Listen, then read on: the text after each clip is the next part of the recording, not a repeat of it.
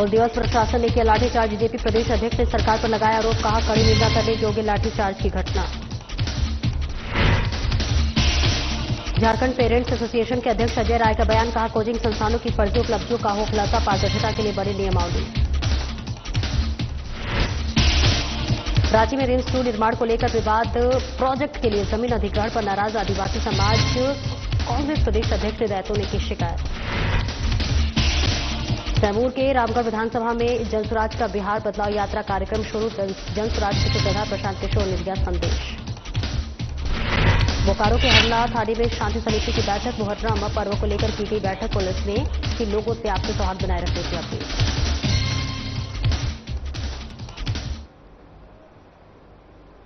नमस्कार, स्वागत है आपका। मैं हूं आपके साथ सपना दीपक मदेशिया। बुलेटिन का आगाज करेंगे। झारखंड के देशों गुरु कहे जाने वाले शिबू सोरेन की तबीयत अभी भी खराब है। जम्मू सुप्रीमो होने के नाते पार्टी के हजारों कार्यकर्ता उनकी अच्छी सेहत के लिए भगवान से प्रार्थना कर रहा है। वहीं मुख्यमंत्री हेमंत सोरेन अपनी पत्नी कल्पना सोरेन के संग दिल्ली के गंगाराम अस्पताल में मौजूद है। सीएम हेमंत लगातार डॉक्टर के संपर्क में हैं और उनकी सेहत का अपडेट ले रहे हैं। बीजेपी के पूर्व विधायक अमित मंडल ने भी उनकी अच्छी सेहत के लिए ईश्वर से प्रार्थना किया और वहीं झामुमो के महासचिव विनोद पांडे ने अच्छी खबर देते हुए उनकी सेहत में सुधार की बात कही है।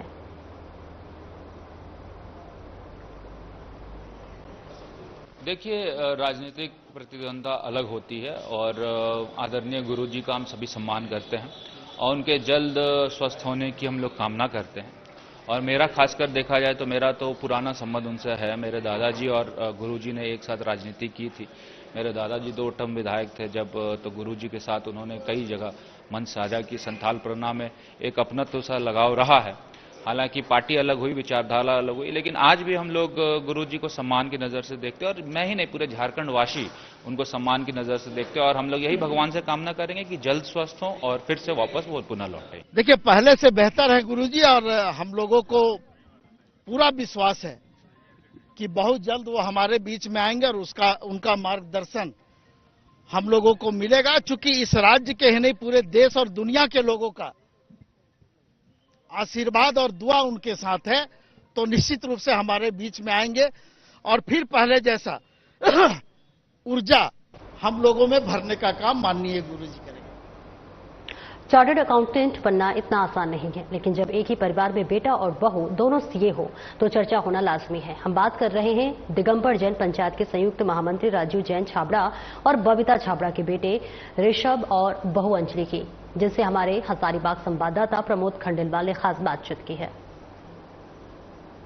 देखिए, झारखंड के हजारीबाग की बात कर रहे हैं और हर कोई ना कोई का दिन होता है, चाहे वो टीचर्स डे हो, चिल्ड्रंस डे हो, वही आज डॉक्टर्स डे और सीए डे यानी चार्टर्ड अकाउंटेंट डे। ऐसी शख्सियत से बात करने जा रहे हैं जो दिगंबर जैन पंचायत के संयुक्त महामंत्री राजीव जैन छाबड़ा और बबीता छाबड़ा के बेटे बहू है, एक ही घर में। हमारे साथ है, सबसे पहले बात करना चाहिए अंजलि जी। अंजलि जी, सबसे पहले तो आज के सीए डे की ढेर सारी शुभकामनाएं बताइए। कैसा रहता है ये सफर? मुश्किल तो है, मेरे को तो बहुत टाइम लग गया। 3-4 बार मेरे को लगा कि हो पाएगा नहीं हो पाएगा। शादी के बाद मुश्किल होता है, लेकिन सपोर्टिव बहुत था पूरा फैमिली, मम्मी पापा, ऋषभ, दादाजी, चाचा चाची, तो बहुत अच्छा सफर था और हो गया। पहले पिछले साल क्लियर किए मई में। एक सवाल, इसी ट्रैक को ही आपने जैसे चुना, तो ऐसा कुछ खास क्या था इस ट्रैक? ये तो पिछले अब 12th के बाद इट वॉज लाइक क्या करें कॉमर्स फील्ड में, तो मन था कि सीए कर ले, तो इट वॉज की अलग एक्सपीरियंस, अच्छा और बहुत टफ था, लेकिन था कि गिव अप नहीं करना ही है। नाम के आगे सीए लगना बहुत बड़ा अचीवमेंट है। अगर सपोर्ट की बात करें तो किन किन लोगों का सपोर्ट आपके लिए? पहले तो फैमिली, उधर भी मम्मी पापा लोग सब, पूरा फैमिली जॉइंट फैमिली में थे, तो उधर भी पूरा सपोर्ट था कि करो जो करना है। कलकत्ता भी भेजे वो लोग, वहां से किए। उसके बाद फिर शादी होने के बाद हजारीबाग में भी पूरा सपोर्ट था। शादी के बाद क्लियर हुआ पिछले साल 2024 में मई में क्लियर किए, तो बहुत अच्छा था। मेरे को लगा कि शादी के बाद हो पाएगा नहीं हो पाएगा, तो शादी से डर लगा था, लेकिन कर लिए शादी के बाद। ऐसे होती है अंजलि जी, जिनके साथ शादी हो रही है वो भी सीए, हाँ, वो तो तो कैसा वो लम्हा पहले तो मन नहीं था कि सीए से ही शादी करे, लेकिन फिर था कि अच्छे सपोर्टिव है, तो इट वाज लाइक ठीक है मेरा कुछ समझेंगे हर चीज में, तो अच्छा एक्सपीरियंस था। और फाइनली नाम के आगे सीए लग गया, तो वो एक अलग ही, वो एक्सप्लेन नहीं कर सकते कि क्या चलिए, बहुत खूब। ऋषभ जी हमारे साथ हैं। ऋषभ जी, सबसे पहले तो सीए डे की ढेर सारी शुभकामनाएं। कभी आपने सोचा था कि जिसके साथ मेरी शादी होगी वो भी सीए ही होगी? वो तो बहुत दूर का बात है, पहले तो यही नहीं सोचे थे कि मैं भी कभी सीए बनूंगा, क्योंकि चाचा ही का गाइडेंस था 11-12 तक, कभी इस चीज का आइडिया ही नहीं था कि सीए सीएस क्या होता है। चाचा मेरे डब्बू सर है, उन्होंने जैसा कहा कि नहीं सीए करना है, तो मेरे को बस उन्होंने फॉर्म भरवा दिया, मेरे को ये भी नहीं पता था कि करना क्या है नहीं करना क्या है, बस उनके गाइडेंस पे ही चलते चलते चलते फिर बाद में पता चला कि क्या इससे फायदा है, क्या नुकसान है, क्या आप सोसाइटी को कंट्रीब्यूट कर सकते हैं, आपको इससे क्या बेनिफिट है। तो मेरे को धीरे धीरे ये चीज का आइडिया चाचा से मिलते चला गया, तो फिर मैंने इसको बाद में पता चला कि नहीं इतना। अगर नॉर्मली ऋषभ की अगर बात करूं, चूंकि दूसरे भी हैं, कितना पापड़ मिलना पड़ा इससे? पापड़ तो बहुत बेलना पड़ता है, बट मेहनत खुद का, और जब आप खुद मेहनत करो और उसमें सफल नहीं हो तो घर वाले को चेहरा देख के, घर वाले जितना पापड़ बेलते हैं उतना शायद से जो खुद मेहनत करते हैं वो उतना नहीं बेल पाते। लगता है कि जिस बार ज्यादा पढ़े उस बार आप सफल नहीं हो, जिस बार आप कम पढ़े उस बार सफल हो जाए, तो ये लक का भी फैक्टर है और प्लस मेहनत तो आपको करना ही एक पड़ेगा। अंतिम सवाल, बहुत से ऐसे लोग भी होते हैं जो इस स्टेप में आना नहीं चाहते, कतराते इस स्टेप में आने, क्या कोई डिफिकल्ट है पीरियड डिफिकल्ट नहीं है। आप देखोगे तो जिस तरह का आपको रिस्पेक्ट सोसाइटी से मिलता है, जिस तरह का आपको अर्निंग मिलता है और जिस तरह का आप एक्सपेंडिचर करते हो, कोई भी आज आप प्रोफेशनल डिग्री करते हो, चाहे डॉक्टर बनते हो, एमबीए करते हो या कोई भी प्रोफेशनल डिग्री लेते हो, तो आपको कम से कम 15-20 लाख 25 लाख का खर्चा है। सीएई एक ऐसा डिग्री है जो आपको 3 से 4 लाख के अंदर आप पूरा कोर्स को कंप्लीट कर सकते हो, और आपको एज कम्पेरेटिव डॉक्टर एमबीए जितना या उससे आप ज्यादा भी बोल लो आपको उतना रिस्पेक्ट मिलता है। तो जो बच्चे फाइनेंशियल प्रॉब्लम है, घर का मिडिल क्लास जैसे हम लोग जैसे, तो वो लोग के लिए भी बहुत बेस्ट कोर्स है कि आपको 4-5 साल में 3 से 4 लाख रुपए टोटल खर्चा होता है, जो कोई भी आपको प्रोफेशनल डिग्री 3 से 4 लाख में आज के दिन इंडिया में तो नहीं पॉसिबल है कि मिलना, और प्लस उसका रिटर्न बैक पे बैक भी जो है एक मिडिल क्लास फैमिली के लिए सबसे बेस्ट ऑप्शन है कि आप सीए को कोर्स करो, सीएस करो, सीएमए करो, तो एक आपको डिग्री भी मिल जाता है जिससे आपको रिस्पेक्ट भी है, अर्निंग भी है, और आपको एक फाइनेंशियल स्टेबिलिटी है जिंदगी भर का कि एटलीस्ट कुछ भी नहीं हो तो आप कम से कम 1,50,000 रुपए महीना अपने घर के लिए कमा सकते हो। चलिए, बहुत बहुत धन्यवाद। पुनः साधना प्लस न्यूज की पूरी टीम की तरफ से डॉक्टर्स डे और सीए डे पर आप सभी को ढेर सारी शुभकामनाएं व बधाई। अपने सभी कैमरामैन के साथ में प्रमोद खंडेलवाल, साधना प्लस न्यूज, हजारीबाग। आगामी मुहर्रम पर्व को लेकर सिमडेगा में जिला स्तरीय शांति समिति की बैठक उपायुक्त कंचन सिंह और एसपी एम अश्व की संयुक्त अध्यक्षता में आयोजित की गई। बैठक में मुहर्रम और घुड़ती रथ यात्रा का पर्व आपसी सौहार्दपूर्ण और शांतिपूर्वक वातावरण में मनाने का निर्णय लिया गया। बैठक में बताया गया कि सिमडेगा के विभिन्न इलाकों में घुड़ती रथ 5 और 6 जुलाई को होगी, जिसमें मद्देनजर सेंट्रल मुहर्रम कमेटी ने सद्भाव दिखाते हुए मुहर्रम का जुलूस 6 जुलाई की जगह अब 7 जुलाई को निकालने का निर्णय लिया गया है।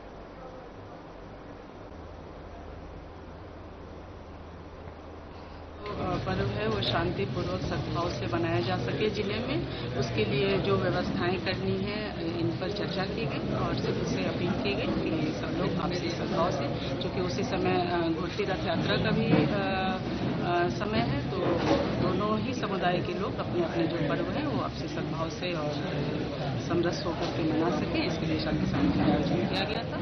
और ये बहुत अच्छी बात है कि सिमडेगा जिले में घुड़ती रथ यात्रा को देखते हुए जो मुस्लिम संप्रदाय के लोग हैं उन्होंने अपना जो जुलूस है वो एक दिन डाल दिया है और वो 6 की बजाय 7 तारीख को आयोजन किया जाएगा। सिमडेगा में सभी त्यौहार को शांतिपूर्ण और भाईचारे के साथ मिलकर मनाने की परंपरा रही है।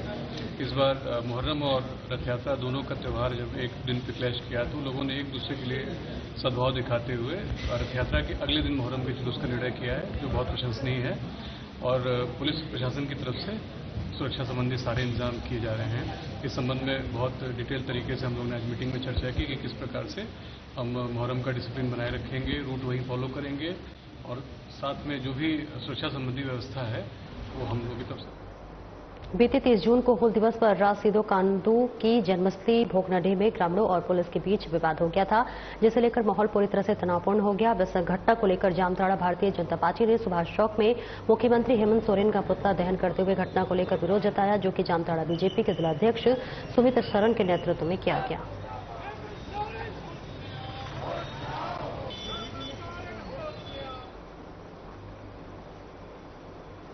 लायंस क्लब हजारीबाग के नए सत्र का आरंभ क्लब द्वारा सीए और डॉक्टर्स डे के आयोजन के साथ किया गया, जिसमें शहर के गणमान्य चार्टर्ड अकाउंटेंट राजकुमार जैन, अरविंद अग्रवाल एवं सुरेश अग्रवाल को सम्मानित अतिथि के तौर पर आमंत्रित किया गया। सभी अतिथियों का स्वागत क्लब की पूर्व अध्यक्ष सुधा वर्मा और अन्य सदस्यों द्वारा पुष्प और स्मृति चिन्ह देकर किया गया। उक्त आयोजन में हजारीबाग के सुप्रसिद्ध चिकित्सक doctor Vijay Shankar Narayan Singh, doctor Debashish Nandi, doctor Anand Sharma को भी क्लब द्वारा सम्मानित किया गया।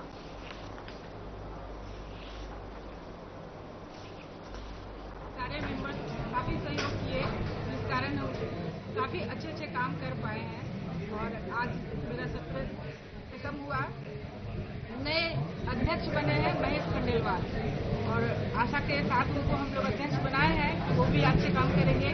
हम लोग सारे मेंबर मिलकर उनका साथ देंगे। तो जिस तरह से हमारा क्लब चलता आ रहा है वैसे ही रांची के इटकी थाना क्षेत्र में हुए उत्तम मल्हार हत्याकांड का पुलिस ने खुलासा कर दिया है। पुलिस ने इस मामले में दीपक मल्हार नाम के एक युवक को गिरफ्तार कर लिया है। आरोपी ने मृतक की हत्या सिलवट से की थी, जहां हत्या में इस्तेमाल किया गया सिलवट भी पुलिस ने बरामद कर लिया है। पुलिस ने बताया है कि उत्तम मल्हार नशे की हालत में अक्सर अपनी पत्नी और बच्चों के साथ मारपीट करता था। घटना के दिन भी उसने घर वालों के साथ झगड़ा किया और उन्हें घर से निकाल दिया था। इसी बीच मृतक के साथ का साधु का लड़का दीपक मल्हार अपना मोबाइल चार्ज करने के लिए उसके घर आया था। जब वे मोबाइल लेने वापस लौटा तो दोनों के बीच कहासुनी हो गई, जो धीरे धीरे झगड़े में बदल गई। गुस्से में आकर दीपक ने पास में रखे सिलवट से उत्तम मल्हार पर हमला कर दिया, जिससे कि मौके पर ही उसकी मौत हो गई। आरोपी ने हत्या की बात कबूल कर ली है।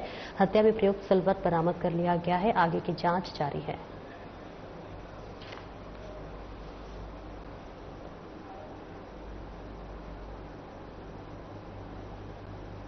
की हत्या हुई थी।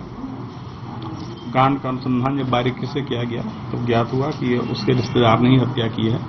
उसका रिश्तेदार दीपक मल्हार है। दीपक मल्हार जो है वो उत्तम मल्हार की जो पत्नी है वो दीपक की मौसी लगती है। हालांकि दोनों अलग अलग रहते हैं। उसका अपनी पत्नी से नहीं पड़ता है, लेकिन पहले से जो है उसकी पत्नी जो दीपक की मौसी थी ये अक्सर आता जाता था। उस दिन भी वो वहां पर कुछ मोबाइल रिचार्ज करने गया था। ये गुस्से में उसे डांटा और मारने दौड़ा, तो रिवेंज में इसने जो है पत्थर के सिलबट्टा से उसे मार दिया, जिससे उसकी मृत्यु हो गई। मर्डर बहुत इंटेंशनल नहीं था, हिट ऑफ द मोमेंट पे इसने घटना कारित कर दिया, जिससे उसकी मृत्यु हो गई। इसने अपने क्राइम को कन्फेस भी कर लिया। ऑल इंडिया पीपल्स फ्रंट के संस्थापक सदस्य अखिलेंद्र प्रताप सिंह गुमला पहुंचे, जहां उन्होंने गुमला परिसदन में प्रेस आयोजित किया, प्रेस वार्ता की और प्रेस वार्ता के दौरान उन्होंने क्या कुछ कहा, आइए आपको सुनवाते हैं। पर्पस से आपका राज्य बना था उस पर जोर दीजिए, और आपस की कोई भी लड़ाई अगर कोई भी दल चलाता है, कोई विचारधारा चलाती है, तो झारखंडियों का नुकसान है। उसमें न फंसे और अपने स्वास्थ्य, शिक्षा, रोजगार के प्रश्न पर एकताबद्ध होकर झारखंड के नवनिर्माण में लगे।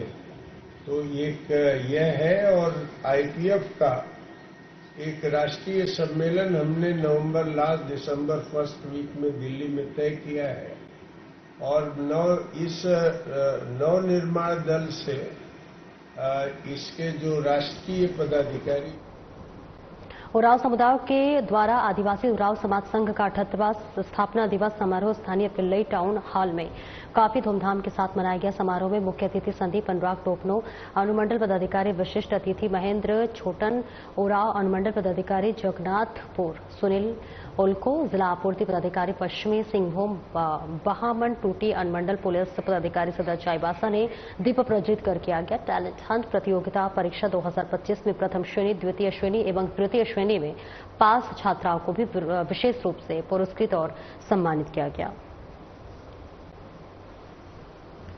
पावर लिफ्टिंग है तो इसमें बहुत ज्यादा थोड़ा एक्सपेंस हो जाता है, जैसे कि हमारा पूरा इक्विपमेंट 4 से 5 हजार वो एक इक्विपमेंट का प्राइस रहता है।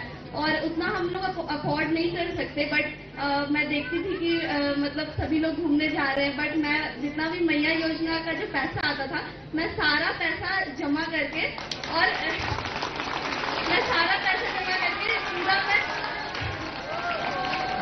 मैं मैया योजना का सारा पैसा जमा करके एक इक्विपमेंट खरीदी, अपना पूरा सूट, अपना जूता, सब चीज। तो मैं कहना चाहूंगी कि जो भी मतलब सरकार है उन तक ये बात जरूर से जरूर पहुंचे। निश्चित तौर पे हम उन पूर्वजों को आज विशेष रूप से नमन करते हैं, याद करते हैं कि उनके दूरदर्शिता से एक समाज के संचालन के लिए जो पद्धति की स्थापना की गई, और वो सोच 1948 के आसपास की रही होगी, जब देश जस्ट आजाद हुआ था। उस समय की परिस्थिति और आज के चाहवासा की परिस्थिति निश्चित तौर से जमीन आसमान का अंतर है। मधेपुरा में शहर की सड़कों पर अवांछित तत्वों पर पैनी नजर रखने के लिए चौक चौराहे पर लगाए गए अधिकांश सीसीटीवी कैमरे काम नहीं कर रहे हैं। कहीं सीसीटीवी का तार कटा हुआ है तो कहीं रखरखाव के अभाव में सीसीटीवी खराब है। यही नहीं, कई संवेदनशील जगहों पर से कैमरे ही गायब हो गए हैं।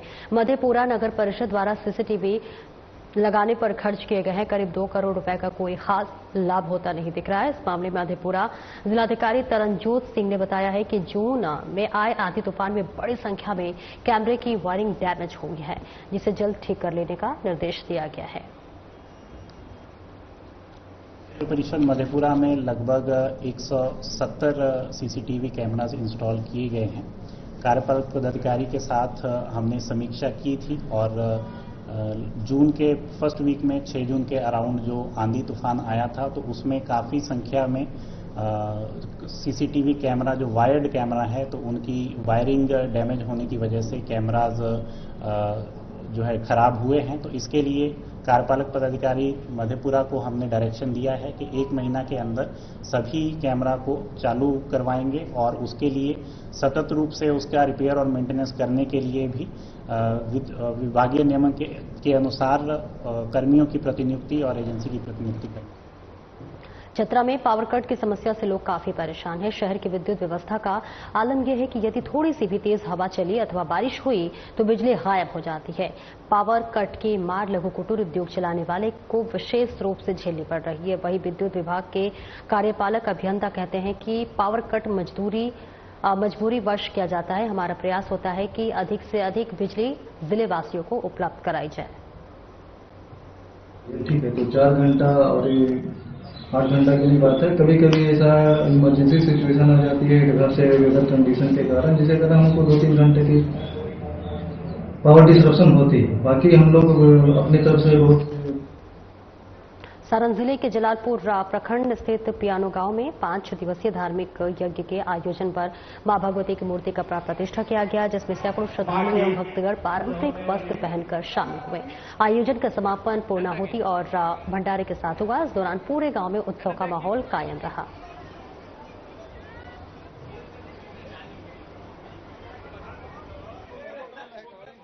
यही कहेंगे कि जो पूर्वजों ने हम लोग का है कि यहाँ पर नींव दिए थे जी, माता रानी की कृपा और सारा गांव, अगल बगल के गांव भी, विशेष करके युवा साथी, महिलाएं, सबके सहयोग से आज वो बुजुर्गों का नींव दिया हुआ आज परिपूर्ण जो है।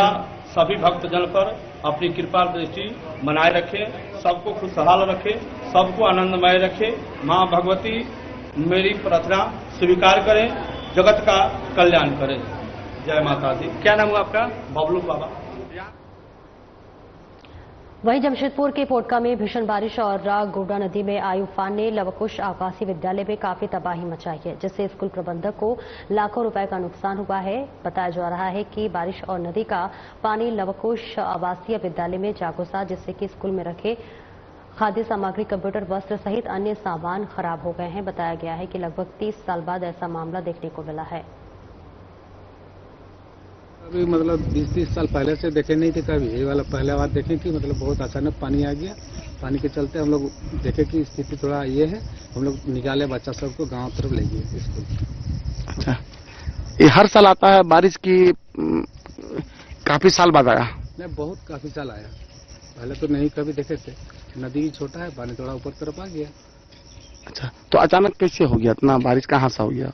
ये ऊपर तरफ से बाढ़ आता है ना, ऊपर तरफ से मतलब ये जंगल तरफ से आके मतलब थोड़ा ढकल दिया है ये घटना सर अचानक घटा, हम लोग को जानकारी भी नहीं था कि इस तरह से घटना कभी घटा था, इससे हम लोग को पहले से जानकारी नहीं था। कठिन होने के बावजूद भी, इतना कड़ी संघर्ष करने के बावजूद भी हमारे जो प्रशासन लोग और हमारे जो पंचायत के मुखिया LRDC जो हम लोग को सहयोग दिए और हम लोग के बच्चे को बचाए, हम उन लोग को आशीष धन्यवाद देना चाहते हैं कि इतना नुकसान होने के बावजूद हमारा बच्चा को सुरक्षित घर तक सब गार्जियन को ये किए।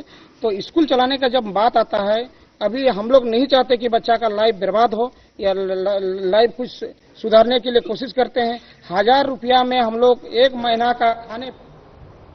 गिरिडीह डुमरी रोड में बराकर नदी के देर रात पाइप लोड ट्रेलर पर पुल का रेलिंग तोड़कर नदी में जा गिरा, जहां पर जानकारी के अनुसार पाइप लोड ट्रेलर गोड्डा से गिरिडीह होते हुए रांची जा रहा था। गोड्डा में मेगा सिंचाई फिल्टर परियोजना के काम के बाद पाइप लेकर वापस रांची जा रहा था। इसी क्रम में देर रात ट्रेलर पुल के रेलिंग तोड़कर नदी में जा गिरा। घटना की जानकारी मिलते ही मुफस्सिल थाना प्रभारी श्याम किशोर महतो भी बराकर नदी पहुंच गए। स्थानीय ग्रामीणों के सहयोग से ट्रेलर के चालक को बचाने में जुट गए।